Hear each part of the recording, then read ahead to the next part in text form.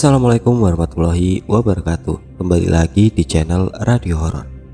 Untuk kisah kali ini masih melanjutkan dari kisah yang sebelumnya, yaitu kisah yang berjudul Teror Pemilik Jalan 2, Para Penghuni Mes. Sebelum kita masuk ke cerita ini, tekan dulu tombol like video ini dan jangan lupa tekan juga tombol subscribe dan nyalakan juga lonceng notifikasinya agar teman-teman tidak ketinggalan cerita-cerita baru dari channel ini. Dan bagi teman-teman yang ingin baca langsung ceritanya, follow juga akun penulis yang nanti linknya akan saya sertakan di kolom deskripsi. Dan seperti apa untuk kisah kali ini? Langsung saja kita simak berikut ini.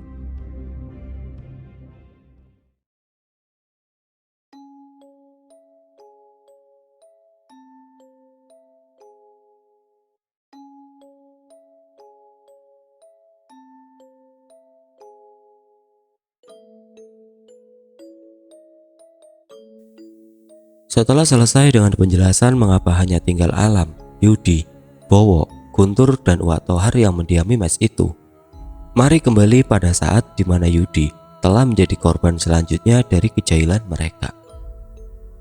Assalamualaikum, ucap Pak Ade yang baru saja sampai di mes. Ia segera melangkah masuk menuju salah satu kamar. Waalaikumsalam, jawab mereka serempak yang mendapati kehadiran Pak Ade Hardi. Gimana nak, ada apa? Tanyanya tergesa. Pandangannya teralihkan ke arah tubuh yang terbaring di atas ranjang besar itu. Loh, anak ini kok bisa kayak gini? Tanyanya heran karena memang ia paham betul. Tipis kemungkinan bagi Yudi untuk melakukan hal bodoh. Ia mengulak-ngalik tubuh Yudi, wajah pemuda itu tampak sangat pucat. Kantung matanya menghitam, sungguh mengundang ibah. Arek iki diincar peranakan ulo, ucap Pak Ade tiba-tiba. Apa temanmu kekurangan uang? Lanjutnya. Alam dan kawan-kawannya menggelengkan kepala, menandakan ketidaktahuan mereka. Brak. Pintu kamar sebelah terdengar begitu keras dibanting. Mereka semua segera berlari untuk mengecek. Benar saja, pintu kamar yang biasanya ditempati oleh Alam, Yudi, dan Uwa kini terkunci rapat. Suara tawa seorang wanita terdengar dari dalam sana. Wajah Pak Ade yang mendengar tawa itu kini berubah menjadi tegang dan merah padam. Ular keparat, udah dibilangin jangan ganggu, masih aja tega. Nekat, kurang ajar, teriak Pak Ade dari luar kamar.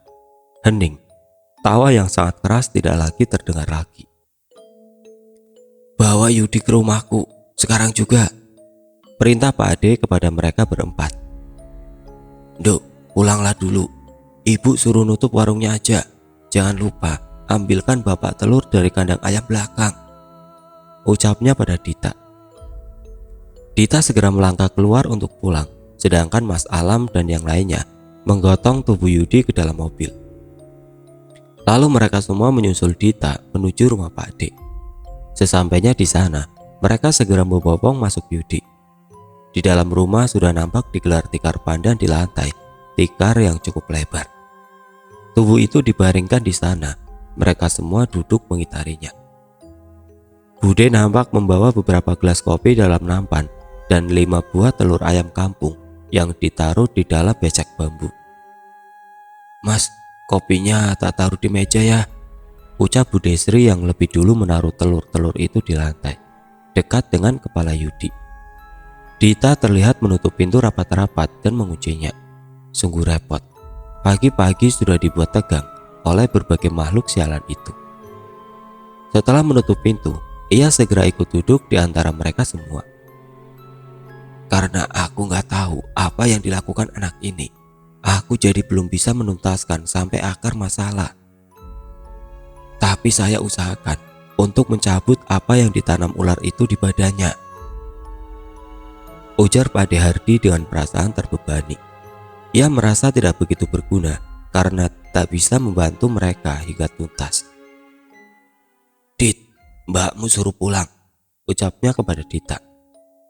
Udah Pak, nanti siang mungkin sudah sampai, jawab Dita.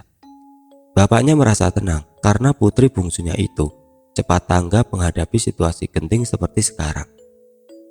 Di sisi lain, Timur sedang dalam perjalanan untuk pulang. Dia diantar Damar. Mereka memang bersahabat dari kecil. Ditambah lagi dengan banyak kesamaan yang mereka miliki, terutama kelebihan mereka yang membuat kedua orang itu menjadi cocok. Mereka sama-sama kuliah di salah satu daerah yang masih satu provinsi dengan rumah keduanya, meskipun berbeda universitas. Mar, barang di rumahmu apa nggak bisa diam? Kok bikin masalah terus? Ujar Timur yang duduk di jok belakang motor Damar. Motor tua warisan dari eyang kakungnya, motor yang terlihat makin tua makin menawan saja. Entahlah Mur, ibu nggak ada bilang ke aku, malah aku baru tahu dari kamu, jawab Damar pada Timur. Ia sedikit memelankan laju motornya agar dapat mengobrol dengan lebih jelas. Anak kecil itu kini telah berubah menjadi pria tampan. Sungguh kehebatan dari waktu. Beberapa jam perjalanan telah mereka lalui. Kini mentari telah berada tepat di atas kepala mereka. Motor Damar memasuki halaman sebuah rumah. Ia memarkirkan motornya tepat di sisi pendopo.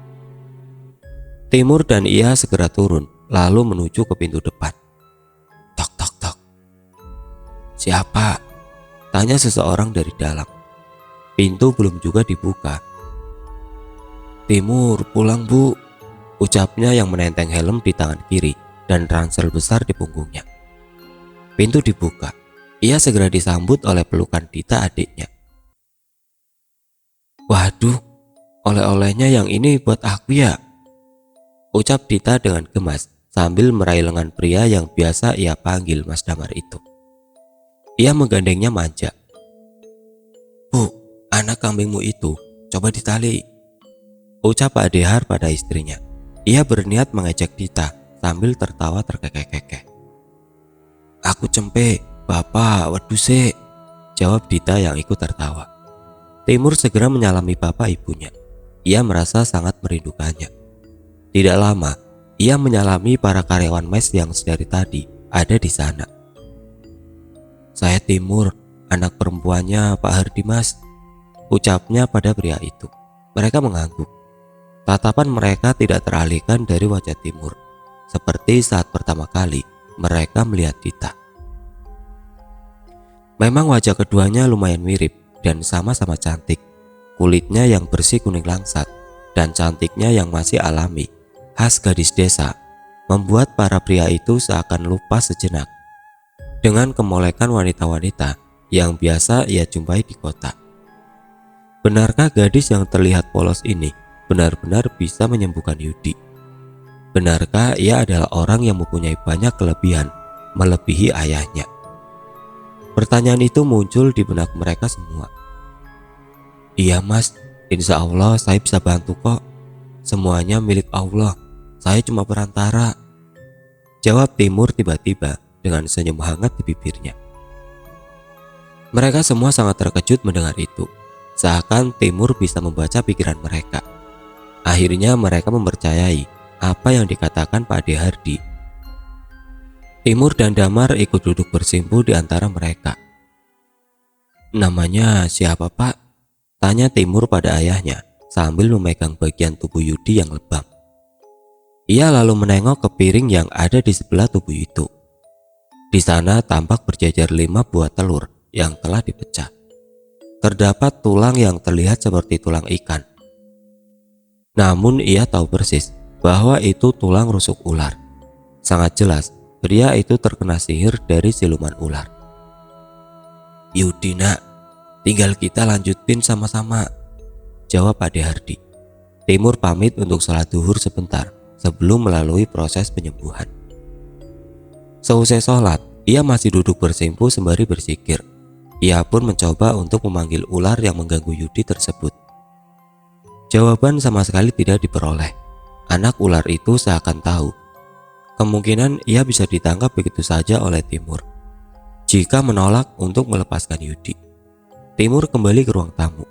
Ia hanya menggeleng sambil tersenyum kepada ayahnya. Kemudian kembali duduk di sebelah Damar. Nggak berani datang, ucapnya pada mereka. Terus gimana Mbak Timur? Tanya Mas Alam. Kalau dia nggak mau datang, ya kita yang jemput paksa mas. Kenapa harus dijemput mbak? Gak dibereskan saja di sana? Tanya Uwak Tohar yang serius menatap Timur. Nggak bisa pak, bisa bahaya kalau di sana. Itu kekuasaan mereka. Mungkin memang saya sama bapak, saya bisa ngatasin lebih dari separuh, tapi itu terlalu nguras tenaga. Ia menghela nafas panjang, lalu melanjutkan kalimatnya. Lebih baik yang punya urusan aja dibawa ke sini. Jelas Timur. Mereka semua hanya mengangguk.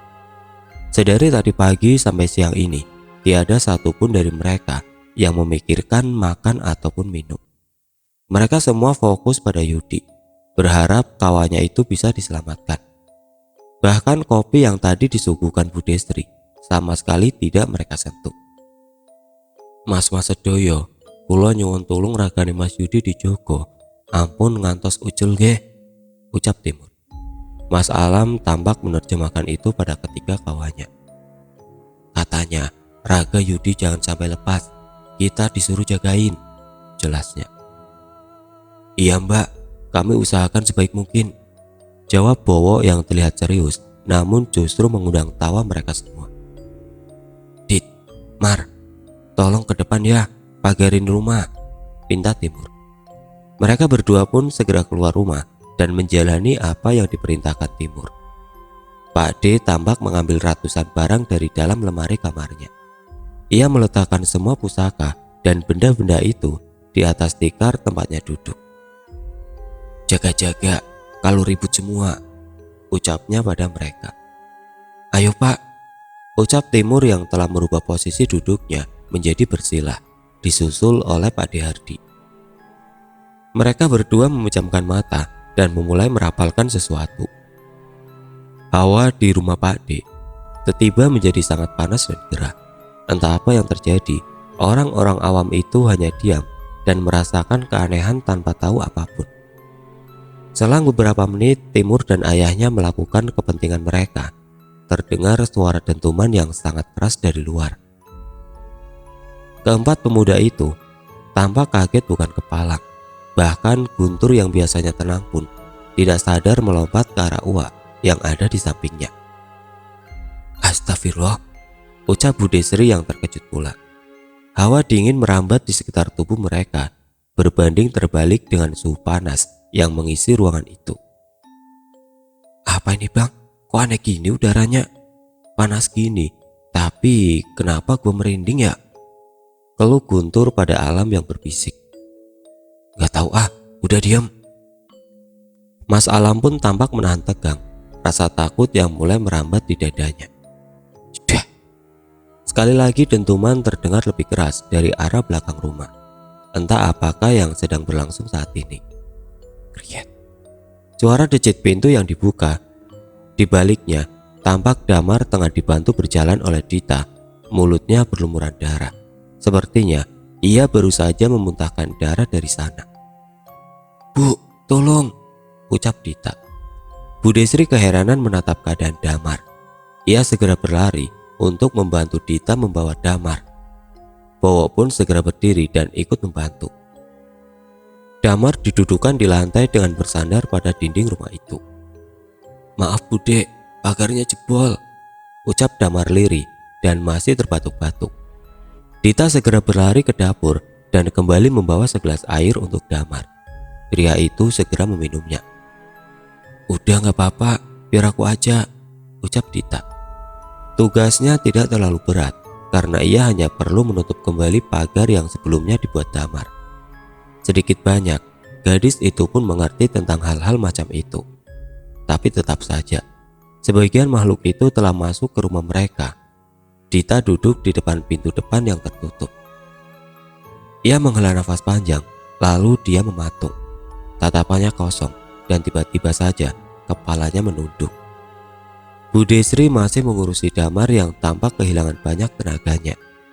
Ia lemas dan wajahnya tampak pucat. Udah nak, istirahat dulu, biarin, ucap Bude pada Damar.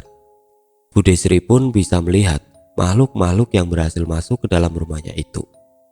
Meskipun ia tidak mempunyai kekuatan apa-apa seperti suami dan anaknya, namun ia mempunyai mata batin yang terbuka. Di sudut ruangan tampak beberapa makhluk mengerikan berwujud pria dengan kaki hewan.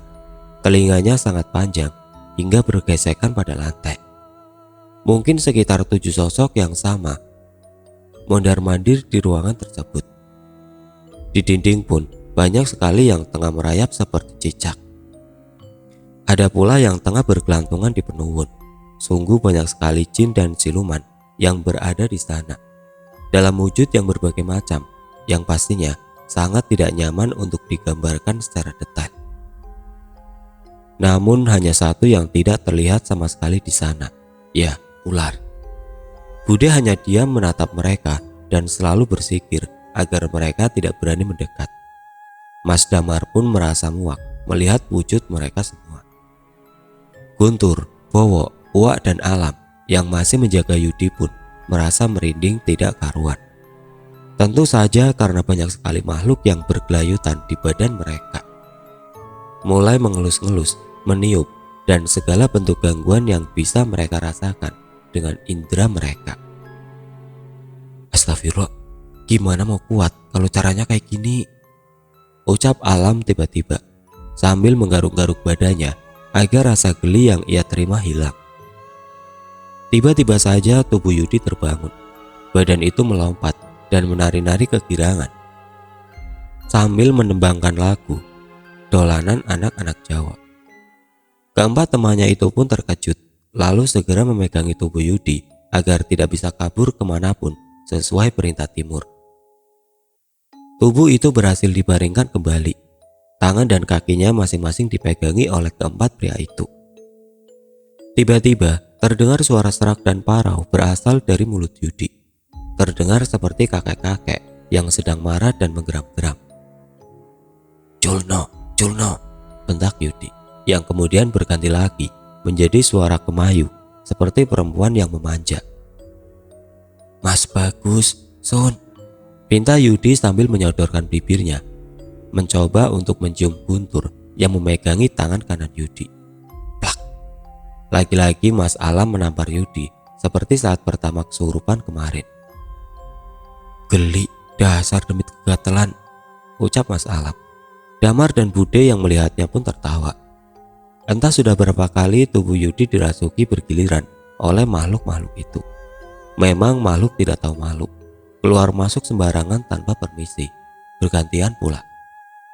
Tiba-tiba saja benda-benda pusaka milik Pak D yang diletakkan di bawah tadi bergetar hebat. Bahkan beberapa keris pun tiba-tiba berdiri. Nampaknya memang siluman ular itu tidak mau berdiam diri. Ia pasti meminta bantuan kepada kawan-kawan sebangsanya. Sudah, lagi-lagi dentuman itu terdengar, namun kali ini disusul oleh suara gedoran pada pintu rumah Pak D. Dok, dok, dok. Suara itu terdengar keras dari pintu depan, di mana Dita terduduk, dan kedua pintu dapur yang ada di belakang. Dok, dok, dok. Semakin banyak pukulan-pukulan itu terdengar, semakin intens dan semakin rapat jaraknya. Tiada yang mempedulikan suara itu. Mereka sibuk dengan urusannya masing-masing.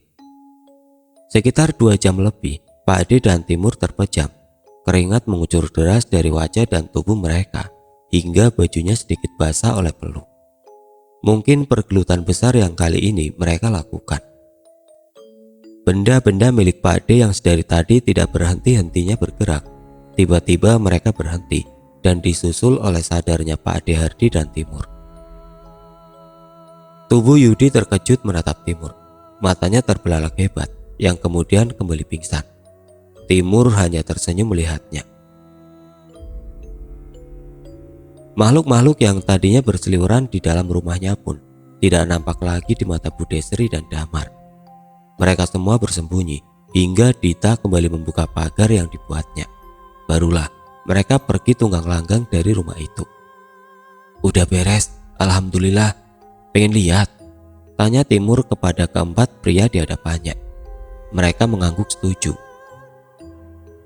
Pak, tolong, pinta Timur pada ayahnya yang kemudian membuka mata batin para pemuda itu. Mereka tercekat dengan apa yang mata mereka tangkap. Dua sosok perempuan tanpa busana dengan bagian badan dari bawah pusar menyerupai seekor ular. Ya, persis seperti tayangan di film-film horor. Mereka berdua terlihat terjerat tertahan oleh tali yang nampaknya terbuat dari sabut kelapa yang membuat kulit mereka melepuh. Masya Allah, gak pakai baju, teriak Bowo refleks yang disambut gelak tawa oleh orang-orang. Timur terlihat mendekati sosok itu. Ia seperti mencabut sesuatu dari ujung ekor yang sangat besar dan panjang itu, lalu mengusapkannya pada kening Yudi. Ia lalu mengurung kedua siluman tadi ke salah satu batu akik milik ayahnya yang kosong. Ia memerintahkan Damar untuk membuang batu itu nanti. Terserah dibuang kemana.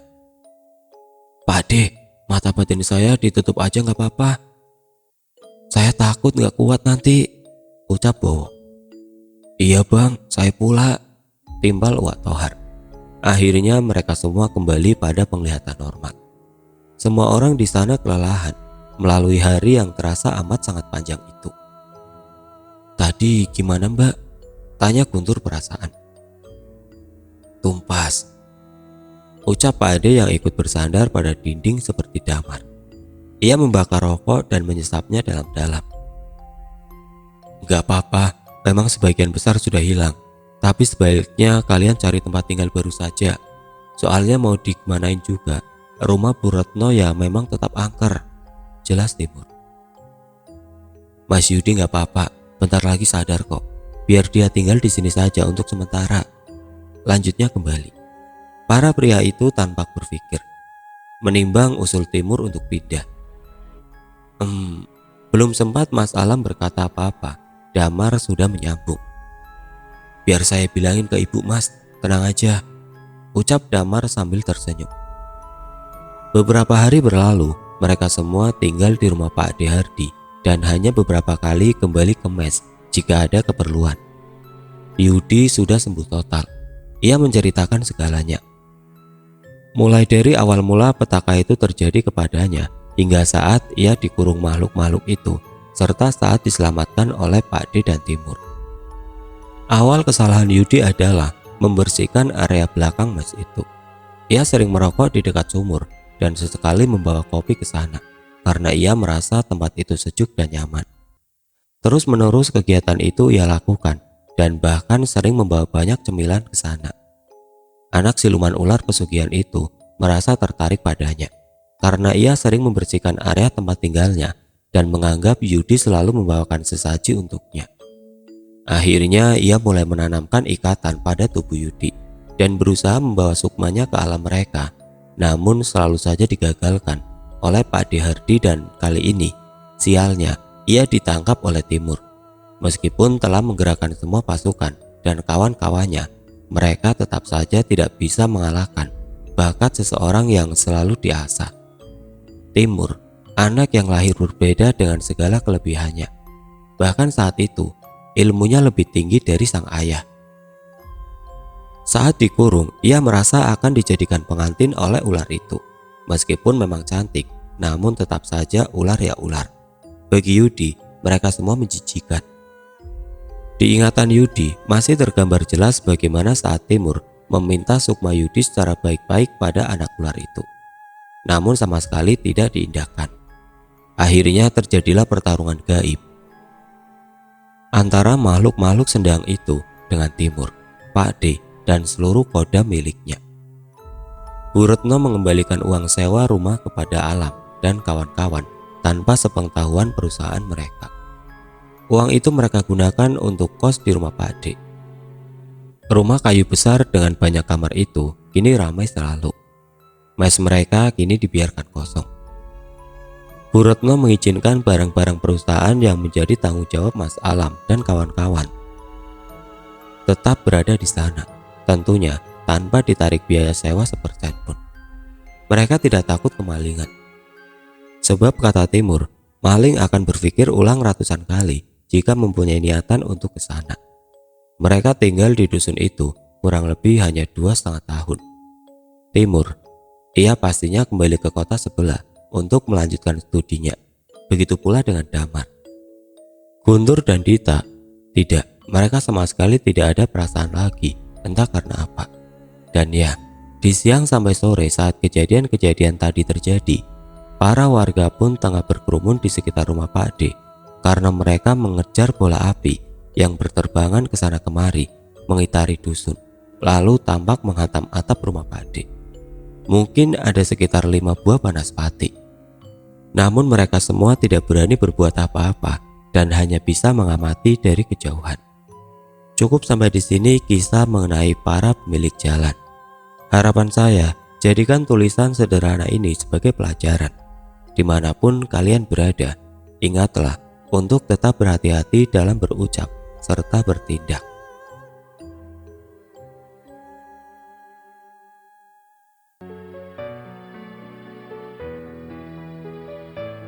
Oke teman-teman, sekian untuk cerita kali ini. Semoga apa yang sudah saya sampaikan dalam cerita ini dapat dijadikan pelajaran untuk kita semua. Dan bagi teman-teman yang baru bergabung, jangan lupa untuk like, komen, share, serta subscribe channel ini. Dan nantikan kisah-kisah horor berikutnya tetap di channel Radio Horor. Wassalamualaikum warahmatullahi wabarakatuh.